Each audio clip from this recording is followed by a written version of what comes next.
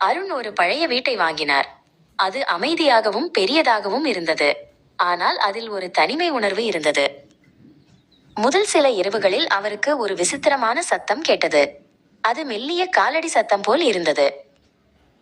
அந்த சத்தம் இரவின் அமைதியில் தெளிவாக கேட்டது. அது ஒரு முதியவரின் மெதுவான, உறுதியான காலடி சத்தம் போல் இருந்தது.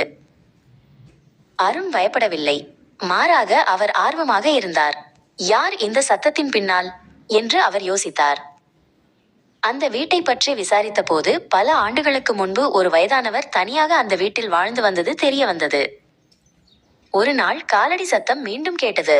இந்த முறை அது மிகவும் தெளிவாக இருந்தது. அருண் பயப்படாமல் அந்த சத்தத்தோடு பேசத் தொடங்கினார். ஐயா, நீங்கள் யார் என்று எனக்கு தெரியும். நீங்கள் தனியாக இல்லை. நான் இங்கே இருக்கிறேன் என்று அவர் மெதுவாக கூறினார். நாம் இருவரும் இந்த வீட்டில் நண்பர்களாக வாழ்வோம். நீங்கள் இனி தனி மனிதர் அல்ல என்று அவர் தொடர்ந்தார்.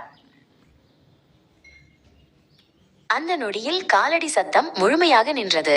ஒரு ஆழ்ந்த அமைதி வீட்டை நிறைத்தது. அந்த முதியவரின் ஆவி அமைதி அடைந்து விட்டது என்று அருண் புரிந்து கொண்டார்.